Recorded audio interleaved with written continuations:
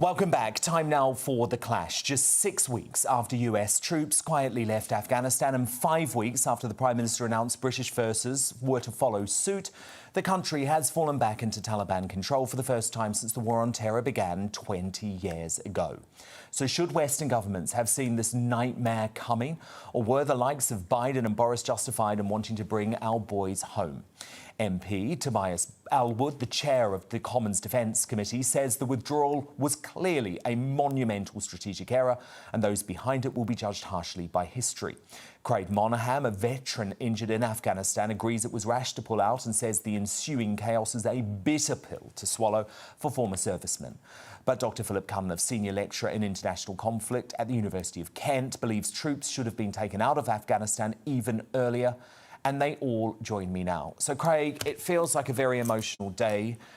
Given what you've gone through in Afghanistan, I want to come to you first. How do you feel about Joe Biden this hour defending the decision to get out and saying it was the only choice for the US government?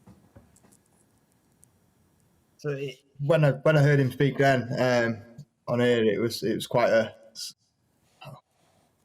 it's quite hard to sort of take in.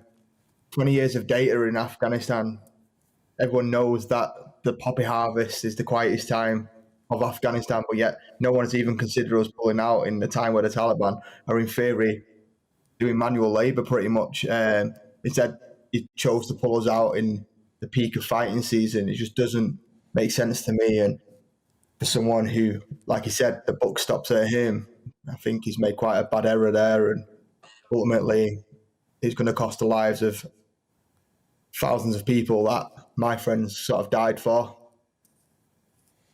Tobias Ellwood, what did you make of Biden tonight? He was completely unrepentant. He was. He's trying to justify the decision that he felt the need to support, which came around because of a presidential election. I don't believe any of his advisors. In fact, I've spoken privately to generals on both sides of the Atlantic, and I can't find one who thinks this is a good idea. The reality is that we had a minimalist force, but there was enough there to support the Afghan forces to hold the Taliban at bay and to allow the Afghan government, with all its flaws, all its problems, all its bureaucracy and corruption, but at least to start to build and move forward. And that was enough. And the point has been made. The Americans have got troops around the world. We do as well. We have more troops than this in places like Nigeria. We've got troops in Somalia as well. And in Kenya too. They're there as a deterrent. They're there to provide stability and general support. And given the real estate that this is, Afghanistan, this talk of let's get back to the geopolitical, big picture here, Russia and China. Well, look where Afghanistan sits, right in between the two of them, and Iran as well. This is an important part of the global real estate to stay close with. And I've used this example before. Just imagine if we'd cut and run after the Second World War with Germany.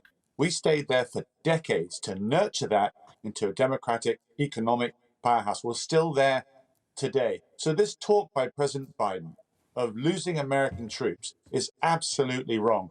And I'm just saddened that Britain then didn't pick up the mantle of leadership to continue with a coalition, the good work, because we were doing good work, but that work was not complete. But Dr. Philip Cunliffe, you dispute that, don't you? You actually think we should have been out years earlier. Why? Yeah, just thinking how offensive it is to hear an MP call a war zone as global real estate and to talk about all these kind of fantasies of what Britain should be doing around the world stage, given how much money has been piled into a total calamity of disastrous military conflict. And think about how much, if that £37 billion that you mentioned earlier, if that had been actually spent on the derelict coastal communities in this country, on decayed infrastructure, and not least on making the NHS ready to deal with a global pandemic. But that's not a binary choice, is it, Tobias Ellwood? No, it's not. And we're mixing arguments here. Of course, every department would like to have more money, but there's, you're promoting an isolationist approach. We're just about to see the massive wave of migration, of asylum seekers that the world has ever seen since the Second World War. We cannot isolate ourselves these problems. I absolutely would like to see more money spent in these areas. And I'm sorry you used the word or offended by the word real estate. I simply make the point that geostrategically, this is an important part of the world as power shifts from the west to the east. You know, as we've heard from Craig, people have devoted their lives to make this country work. And there are some absolute schoolboy errors made. But things were going in the right direction over the last 3 years. And we've got caught up in a political error of judgment by the United States. And we should have been strong enough to stand up to that. I mean, Dr. Philip Cunliffe, what would you say to Craig Monaghan, who experienced the most horrific injuries in Afghanistan? He survived. Obviously, lots of his fellow soldiers didn't. Do you think his fight was in vain? I'd say the same that I would say to anyone else, which I think that the war itself is disastrous, and it's the failure of our political leaders and the same kinds of political arguments that we're hearing right now, that Britain should aspire to be some kind of global hegemon, that it should be responsible for people around the world rather than responsible to its own citizens. I think in the aftermath of Brexit, the very clear steer from voters and from the electorate was that people are interested in resolving problems in our own country rather than trying to resolve problems all around the world, and worse, using military force to do so. Craig Monaghan, I would like to get your response to Dr. Cunliffe. There's a ton of things that I could say to that, but I think it boils down to unless you physically walk the streets of Afghanistan and you see the public and the torment and the punishment that they're getting, you shouldn't comment on something, and certainly definitely shouldn't compare it to sort of a money value. And I think sort of when you look into sort of Afghan of it being long, having spent X amount, in my eyes, it was needed. And even when you're seeing the Taliban take it, obviously that take it back. That's a bit of sort of pill to swallow, and it is a hard thing. But you can't put a value on life, and you can't put a value on the lives lost. From myself, I lost 10 friends in Afghanistan, 12 to suicide since. You can't say, oh, we spent this much money there, it'd go and fix Blackpool, for example. It's not it's not comparable whatsoever. And you can say all the big words, but it's not the same. And Dr. Cunliffe, what would you say to folk like me who are very concerned about the prospect of a new Taliban administration being a breeding ground for terrorists? I mean, the reason we went into Afghanistan in the first place was because the Taliban were shielding al-Qaeda. Are you not worried about terror being exported to the streets of the UK from Afghanistan?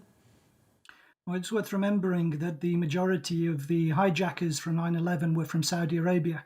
There wasn't a single Afghan, in fact, in the on the teams that hijacked the planes that went into the Twin Towers and into the Pentagon. No, but Osama bin Laden is dead. They shielded bin Laden. They allowed bin Laden to run the al-Qaeda operation in a complete safe haven. Indeed, they did. But the point remains that I don't think going into Afghanistan to resolve the problems of terrorism, I think, has been shown to be pointless. And in the end, Osama bin Laden was found in Pakistan. So I think, the situation obviously is grim with the Taliban taking over. But I think it seems from what they say that they're going to seek to avoid letting Afghanistan become another breeding ground for jihadis. Time will tell. But I think as far as what's happened today is concerned, the war is over, as the Taliban said when they went into Kabul. And that's the reality on the ground, and I think that has to be accepted. And fantasies of how Britain should have stood up to America and told America what to do is just nonsensical. Fascinating debate. Thank you for having it. That's Dr. Philip Cunliffe, the Senior Lecturer in International Conflict from the University of Kent. Before that, Craig Monaghan, a veteran seriously injured in Afghanistan, and Tobias Ellwood MP, Chair of the Commons Defence Committee.